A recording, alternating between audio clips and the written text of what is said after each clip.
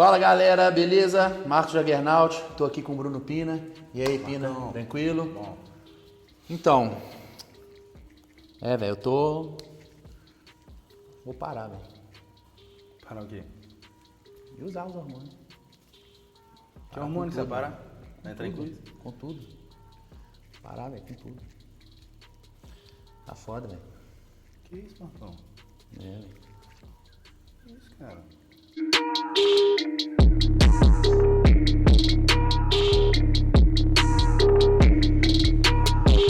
Tô brincando.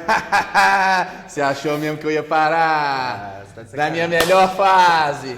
2019 jeito promete. nenhum, meu filho. 2019, ó. Promete, hein? Vamos ver aí.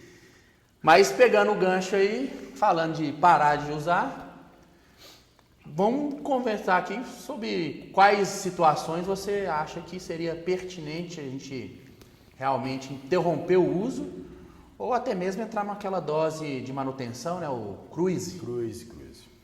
Eu tive uma época, foi a primeira vez que eu fui usar o GH, né?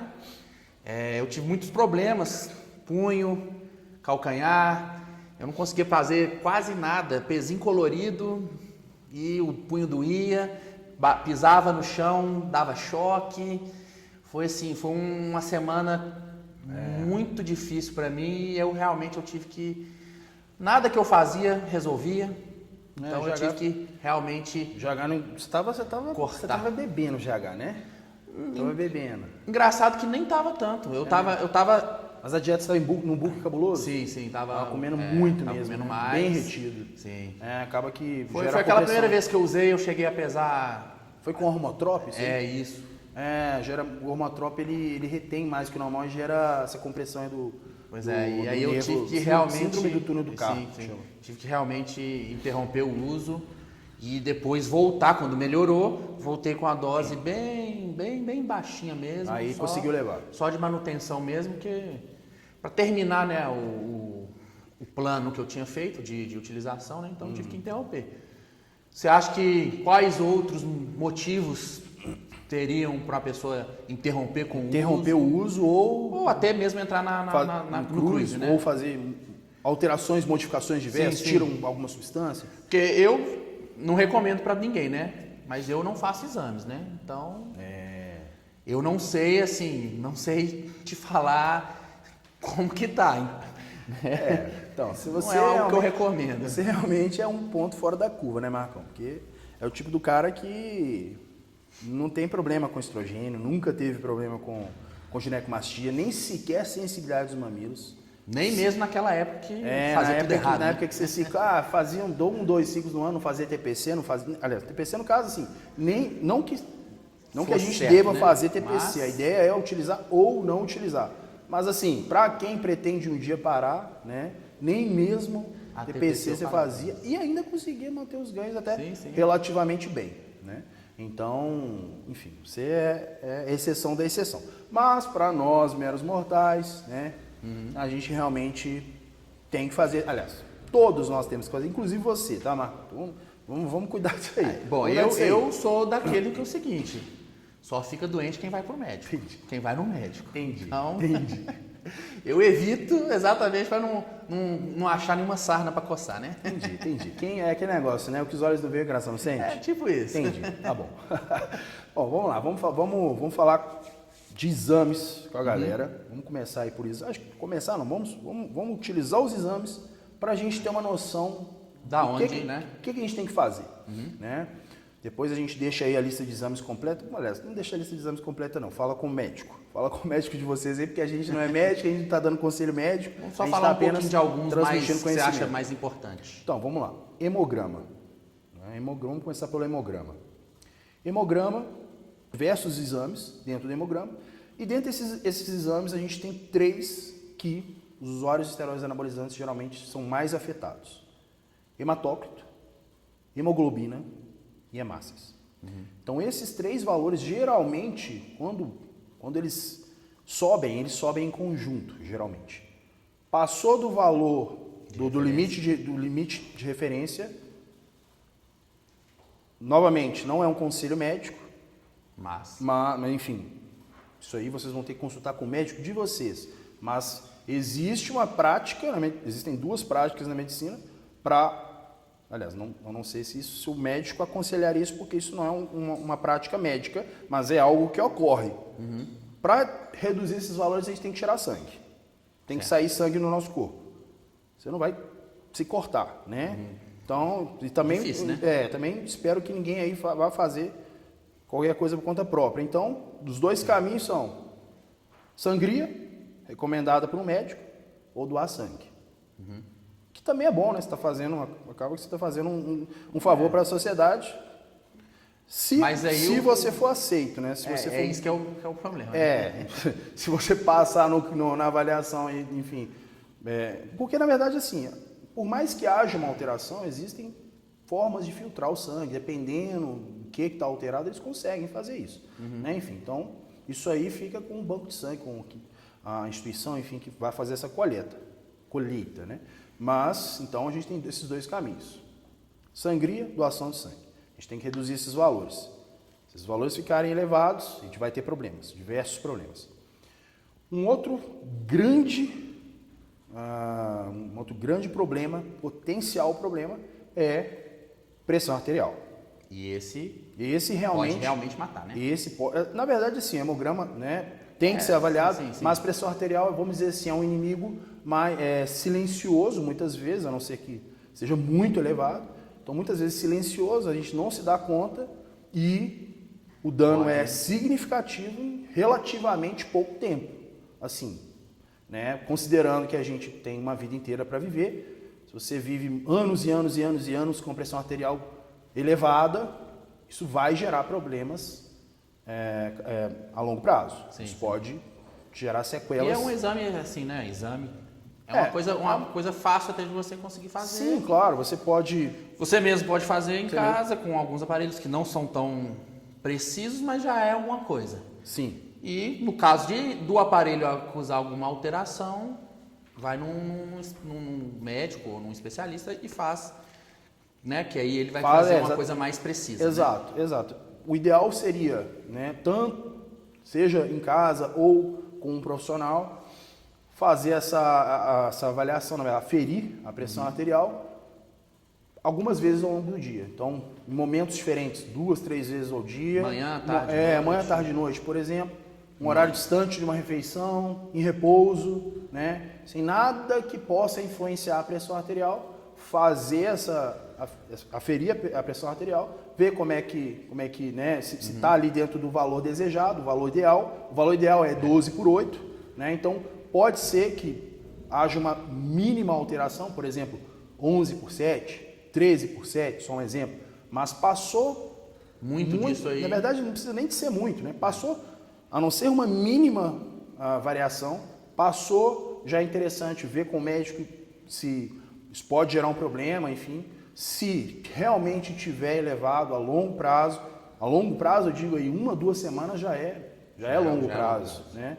Aí a gente tem que analisar o que pode estar causando isso, tentar trabalhar isso, né? Então, assim, a pressão arterial a gente sabe que é influenciada por uma série de fatores, mas uma delas é, por exemplo, retenção hídrica. Sim. A gente sabe que... Então, a pressão arterial aumentada não quer dizer que tem que parar de usar os hormônios, né? Não necessariamente, não logo de cara. Não faz nem sentido, porque se você para os hormônios do nada, não é... Você tem que entender que aqueles hormônios são seus hormônios agora. Aquilo que está na seringa é o que você supostamente produziria. Quer dizer, é o que era para você produzir que você não produz hoje. Né? Então você, de certa forma, é dependente daquilo. Você tem que entender isso. O corpo não produz aquilo. Então isso não é brincadeira, né? Então parar pode ser até pior. Pode ser até pior, porque agora você deixou de administrar um hormônio que era para você ter, que você não tem mais. Que é essencial. Então aí você pode ter uma série de outros problemas. Então assim, primeiramente, digamos que a pressão está 14/10, só um exemplo. Nós temos que resolver isso. Né? Então, aumenta a ingestão de água, diminui a ingestão de sódio na dieta. Sódio, só para constar, sódio é extremamente importante. Ah, mas eu estou em dieta para secar. Não importa. Tem que manter a ingestão de sódio o tempo inteiro. Sódio é essencial para uma série de funções do nosso organismo. Então essa galera aí que fica comendo frango sem sal, ó, vocês estão viajando na batatinha, não existe isso, não existe isso. É última semana, penúltima semana, pensando ali normalmente na competição. Na competição. Na verdade, eu falo assim, falo por mim, os meus atletas, quando que eu zero sódio? Só no carb-up, só. Na verdade, antes, na semana final, nos dias finais, vamos colocar aí 7 dias, nos dias que eu tô zerando carbo, sódio, eu jogo sódio lá em cima.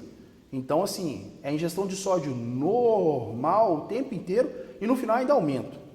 Não faz sentido a gente tirar sódio.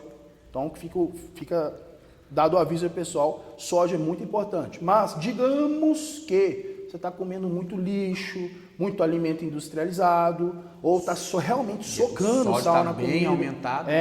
Tá muito só. Isso. Precisa, né? Então, assim, dá uma maneirada no excesso de sal, porque sal... Sim. As pessoas pensam que sódio é sal sal contém sódio. A gente coloca o sal ali na comida, enfim, um pouquinho de sal, né, só para dar uma temperada, isso não vai trazer problemas. Mas tem gente que vai fazer um ovo, coloca meio pacote de Sazon. Aí não dá, né? Aí não dá. Aí é meio pacote de Sazon no ovo, aí é pacote, aqueles, tipo, picles, essas coisas de conserva e tal. Tudo isso aí tem um sódio elevado. Exato, aí a gente tem que dar uma maneirada nisso aí, né? Então, sódio. Um outro exemplo, digamos que o cara começou a usar hormônios e tal, muito antes do que era para ele ter começado, era para ele ter feito uma dieta antes, ter feito... Exato, né? Era para ele ter feito o dever de casa dele, pulou etapas, começou a usar hormônio com, sei lá, 20% de BF, nós sabemos que... Vai aromatizar mais. Exato, a maior parte das nossas enzimas aromatases ficam situadas no tecido adiposo. Quanto maior a quantidade de enzima aromatase, maior a conversão de testosterona em estrogênio através dessa enzima, portanto, mais estrogênio. Exato. Então, não entra nem na questão de testosterona e estrogênio, mas também, sim, de toda forma, o excesso de estrogênio, né? Estrogênio extremamente elevado pode ocasionar retenção hídrica, que pode ocasionar aumento da pressão arterial, né? Então, enfim, só um exemplo aí, alguns exemplos que estão associados com relação... Então, no caso, se for por causa do estrogênio mais alto, no caso de cortar a testosterona, pode ser que ajude ou você acha que seria até agravaria? Porque agravaria, com certeza. A relação iria ficar pior, que aí é outro, com mais hormônio ainda feminino, porque geraria uma maior retenção, que geraria um aumento, então, ainda também da pressão. Sim. Então, aí, no caso, realmente não é o ideal. Pra você ver que coisa? Tô retido, estrogênio tal, você está analisando uma coisa só. Por isso que é importante ter um profissional, por isso que é importante ter um médico que realmente saiba do assunto, porque ser formado em medicina não significa que entende de hormônio, né? Vamos deixar claro isso, e nem mesmo especializado em endocrinologia. Não nessa área. Um médico que vai para a faculdade de medicina, ele não vai ser ensinado na faculdade, ele estuda para tratar doenças. E não para criar doenças. Porque o fisiculturista está criando doença. A verdade é essa, ele está criando. O fisiculturista é um doente, né? Eu não queria falar dessa forma não, mas enfim. Né? Eu estou falando de mim mesmo, né? De nós mesmos. Então, assim, né? Ué, pelo menos a gente admite, né? Então, assim, a gente sabe onde que a gente está pisando. A gente sabe que a gente não devia, tipo assim, de um ponto de vista médico, não tem uma recomendação médica para o cara usar hormônio de cavalo, usar hormônio de gado, usar 10 vezes mais testosterona que o normal. Faz sentido? De um ponto de vista médico? Você acha que o médico vai aprender isso da faculdade? Não vai. E então... é exatamente isso que ele também não vai saber controlar. Exato. Agora, se você pega um médico que foi para a faculdade, aprendeu o funcionamento do corpo humano como um todo, e aí pega esse médico e coloca ele para estudar firmemente o mundo underground, aí esse cara é foda, é o cara. Procura esse cara. Esse cara. Tem alguns, tem vários. Conheço vários, inclusive, que cuidam de mim. Sim. Muito bem cuidado. Esses caras realmente, procura um cara como esse, um profissional que realmente sabe o que está fazendo para cuidar dessas questões. Voltando ao raciocínio aqui então, o nosso pseudo-atleta aqui em questão viu que a pressão arterial estava alta, pensou, estou usando hormônio, deve ser hormônio. Parou de administrar testosterona. Não se deu conta que quando você está utilizando testosterona, o estrogênio tem que subir, isso é fisiológico. A gente precisa de converter parte de testosterona em estrogênio. O estrogênio não é vilão. O estrogênio, ele opera num nível mais baixo que testosterona no homem, mas ele tem que estar equilibrado. Então a gente precisa disso. Quando há uma discrepância entre testosterona e estrogênio, aromatiza demais, porque tem que aromatizar, um pouco tem que aromatizar. Passou, aí a gente tem problema. Só que ele está analisando só a testosterona. Aí que entra o médico, aí que entra o profissional que sabe o que está fazendo. Né? Ele analisa o contexto como um todo. Ele analisa testosterona, estrogênio, prolactina, uma série de outros fatores associados àquela questão, o tema, a situação em si, que é pressão arterial, para chegar num diagnóstico. Ele foi lá, analisou só testosterona, gerou problema. Enfim, médico. Retomando o raciocínio, então. Outro exame importante, então a gente falou aqui, situações associadas ao coração, né? Algumas, né? Hematócrito, hemoglobina, hematócrito, hemácias, pressão arterial. Falando agora, por exemplo, ainda associado a coração, perfil lipídico. Esse é, né, um dos principais, né? Alterações do perfil lipídico. Colesterol HDL, colesterol LDL. A gente sabe que testosterona, de certa forma, é um derivado. Na verdade, basicamente, se você for pegar e analisar a estrutura do colesterol, testosterona é basicamente, o colesterol vem até aqui, testosterona continua. É basicamente uma continuação do colesterol. Né? Então, assim, a molécula da testosterona é muito parecida com o colesterol e a testosterona é sintetizada através do colesterol. Por isso que é importante a gente ter colesterol na dieta para produzir testosterona. E também, dado curioso, por isso que usuários de hormônios não precisam de uma ingestão tão grande de gorduras, principalmente saturadas, que são as que possuem colesterol, porque ele já tem, de certa forma... Mais alto. Na verdade, sim, ele não precisa de colesterol, ele precisa sim de um pouco de colesterol para outras funções, mas ele não precisa de tanto, porque ele já tem o produto final dentro dele, administrado de forma exógena, ou seja, aplicado. Né? Então, enfim, voltando aqui, se testosterona vem do colesterol, de certa forma, e os esteroides anabolizantes todos são derivados de testosterona, logo, se a gente toma oxandrolona ou injeta testosterona, claro que alguns hormônios vão ter impacto maior do que outros, né? Mas se a gente toma oxandrolona ou injeta testosterona, trembolona, nandrolona, drostanolona, enfim, qualquer que seja o derivado de testosterona que a gente injeta, a gente administra, alguns novamente mais do que outros, é de certa forma como se a gente estivesse ingerindo colesterol a mais. Então qualquer derivado de testosterona vai, de certa forma, impactar o colesterol como se fosse uma ingestão elevada de colesterol. Novamente, só para facilitar o entendimento. Então, todo esteroide anabolizante vai gerar esse impacto negativo. Alguns, novamente, mais, outros menos. Depende da dosagem, depende da substância. Uma dosagem muito mais alta, claro, evidentemente vai ter um impacto maior. Alguns hormônios têm um impacto muito maior. Trembolona, estanozolol, né? Esses aí realmente têm um impacto maior.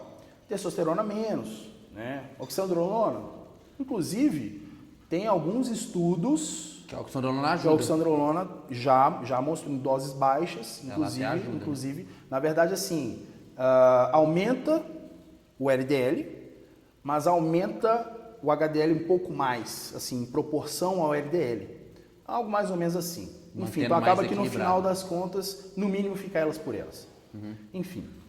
Existe uma, como é que eu posso dizer? Existe um limite, existe uma relação fixada por uma associação americana que se chama American Heart Association. Essa associação, enfim, essa instituição, essa vamos dizer assim, órgão normativo, acaba que, né, enfim, como o mundo, de certa forma, se espelha em muitas coisas que os Estados Unidos coloca, então, acaba que muitas diretrizes que eles definem, a gente acaba utilizando. Há muito tempo atrás, colesterol, a gente via colesterol, o problema era o seguinte, colesterol alto, colesterol total, é o problema. Só que hoje a gente tem um conhecimento que existem tipos diferentes de colesterol. de lipídios, né? A gente tem lipídios de alta densidade e baixa densidade. Nós temos o High Density Lipid, que é o HDL, e temos o Low Density Lipid. Então, alta densidade e baixa densidade. A gente sabe hoje que o colesterol HDL, que é o de alta densidade, ele é de certa forma como se fosse colesterol bom, e o LDL de certa forma como se fosse colesterol ruim. E existe, como eu estava falando da American Heart Association, eles têm essa relação, uma relação que é vista como o ideal. Sim. O limite dessa relação é 1:3, é o ideal. O ideal giraria em torno disso. Então, 40 de HDL para 120 de LDL é uma relação de 1:3, de 1 de HDL para 3 de LDL. Então, já estaria no limite, né? Então, a gente fez o exame, a gente viu que, sei lá, o HDL está 25, o LDL 240, Tá bem já fora. passou bastante do limite. Aí a gente tem que avaliar o que está acontecendo. Vamos lá. A gente está com trembolona, estanozolol, sei lá o que e tal, e a gente está no finalzinho do protocolo. Precisa de desesperar? Cara, a mesma coisa de sair na chuva e se molhar. Você sabe que você está usando um hormônio que vai gerar um desequilíbrio do perfil lipídico, enfim, vai afetar um pouco. Nem está assim absurdamente afetado assim comparado com outros casos que eu já vi. Então assim, termina o protocolo, aí é uma situação de entrar em cruise, Dose de né? manutenção. Dá uma, pô, aí você Melhora vai a dieta, melhora a dieta, faz um cardio. faz mais cardio, tira os hormônios que estão afetando, né? Tem algumas substâncias que podem agregar, por exemplo, niacina. Temos aí um SARM, cardarine, que é muito útil para a melhora do perfil lipídico, inclusive durante o protocolo. Já vi casos de atleta aí com trembolona, enfim, tudo mais, HDL 50, LDL 100 e poucos. E não é atleta que tem, porque realmente tem algumas pessoas que são meio blindadas, né, com relação a isso, mas não. Era um que já tinha um lastro, já acompanhava ele há algum tempo. Mas por causa do uso do cardarine. Tanto o cardarine quanto algumas outras medidas que Segurou a gente tomou, dietéticas, enfim, segurou bastante. Então ele estava num protocolo que ele estava usando tudo que podia zoar o colesterol, o perfil lipídico dele estava suave, né? Então é uma outra possibilidade. Então perfil lipídico, fechou. Então vamos entrar agora no fígado, atividade TGO, hepática. TGP. TGO e TGP são os principais. Todo mundo vai ao TGO e TGP. Só que as pessoas se esquecem que TGO e TGP não são marcadores exclusivamente hepáticos. TGO e TGP está associado, por exemplo, ao tecido muscular esquelético. Então, treino pesado pode afetar TGO e TGP. Questões, aí, né, se você tiver realmente se o TGO e TGP estiver sendo afetado por isso, fígado provavelmente vai ser, vai ser mais um problema se for fígado também, mas enfim, coração é coração, né, com dano pode elevar muito TGO, TGP, CPK, mas a gente tem TGO e TGP elevado, por exemplo, pelo treino. Às vezes o TGP bate 80, sei lá, enfim, natural, tranquilo, super saudável, menino de 20 anos. Tá alto. Porque tá treinando pesado. Tranquilo. Né? Você quer ver um outro, assim, só pegando, né, bonde aqui antes que eu me esqueça, pegando, né, abrindo parênteses, CPK. CPK é um marcador inflamatório, né? Então, assim, CPK extremamente elevado pode estar associado a diversos problemas, por exemplo, cardíaco. Só que o treino extremamente pesado vai elevar muito CPK. Por isso, novamente, que é muito importante que você vá num médico que, primeiro, realmente saiba o que está falando a nível básico, né? Que não tenha ido para a faculdade só para bater ponto, porque isso acontece em alguns casos. Então, assim, um médico que realmente saiba o que está fazendo e que realmente entenda desse mundo. Por quê? Aí ele vai, se ele vê que, peraí, CPK está muito elevado, deixa eu fazer exames para verificar se há de fato algum problema ou só é só o treino. Ao invés de chegar e logo de cara. De cara Não. Vai morrer. Exato. Então vê TGP elevado, com conhecimento extremamente antiquado, obsoleto, fala que está com sobrecarga hepática, sendo que não tem nada a ver, né? Enfim, então é importante estar com um médico bom. Médico bom acabou, ele vai cuidar. O médico tem o seu lugar extremamente importante, tem que ser um médico bom, assim como qualquer outro profissional de qualquer outra área. Enfim, então, TGO, TGP. A gente tem marcadores que realmente esses aí Esses aí são os que a gente tem que utilizar para fazer a avaliação da função hepática. Novamente, fazendo parênteses, não sou médico, não estou aqui para substituir um médico, estou apenas transmitindo conhecimento. Então vamos lá. Gama GT, bilirrubinas, coagulograma total, albumina. Esses aí a gente pode utilizar. A gente está com gama GT, albumina, coagulograma total. Estamos com alteração em todos eles, ou a maioria deles, principalmente bilirrubinas. Aí realmente, TGO-TGP, nós estamos TGO-TGP elevado, bum, 200 TGO, aí fez TGP. Esses outros. Aí gama GT, aí vamos confirmar, gama GT, bilirrubina, realmente aí... Aí é dano hepático. Aí pode ser que haja realmente a sobrecarga hepática, vamos no médico, enfim, quer dizer, teoricamente tudo isso aí já estaria sendo feito por um médico, nesse acompanhamento. E aí, mais uma vez, corta. Aí corta. Nesse caso, esse é um caso que tem que cortar. Então esse é um caso que realmente... Tem que cortar, a não ser que seja um caso assim de... pouca coisa alterada. Ou então, por exemplo, eu vou dar um exemplo. Testosterona, né, injetado, enfim, enantato de testosterona, está administrando, sei lá, 500 mg de enantato de testosterona por semana. Pô, nós sabemos que isso não gera sobrecarga hepática. Tipo, praticamente zero. Aí, vamos rastrear tudo que você usa. Ah, não, então aqui eu estava com uma dor no pé, já tem 3 semanas, aí eu estou tomando paracetamol todo dia, 4 vezes no dia. Isso aí vai causar um dano hepático. Muito mais do que qualquer esteroide anabolizante, do que qualquer um, muito mais. Paracetamol te mata sim, entendeu? E você compra na farmácia, sem receita. Qualquer um compra, né? Então, é algo dispensável. Então assim, nesse caso, beleza. Pô, isso aí ficou óbvio que é paracetamol. Agora, um outro exemplo. Ah, não, que eu sou um atleta de altíssimo nível e eu forcei a barra e eu estava usando, sei lá, 100 mg de Janabol, 300 de oximetolona, 200 mg de Oxan, 200 de Stana por dia, tudo oral.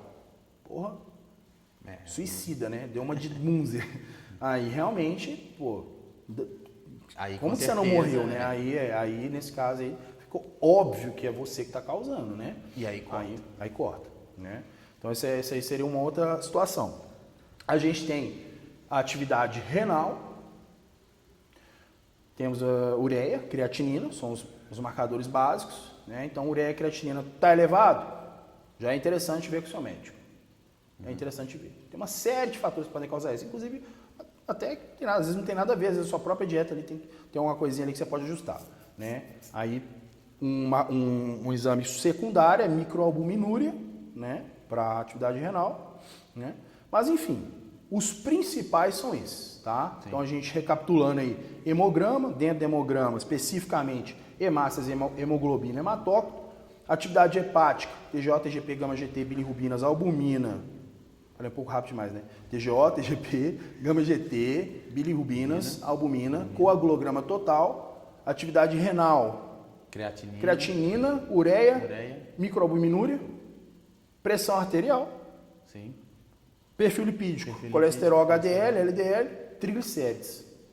Então esses aí já dá pra gente ter uma noção. Então é isso, galera. Dúvidas, deixa nos comentários aqui e a gente vai interagindo, beleza? Espero que vocês tenham gostado. Então, galera, fica aí mais um vídeo. Já deixa seu like no vídeo. Valeu!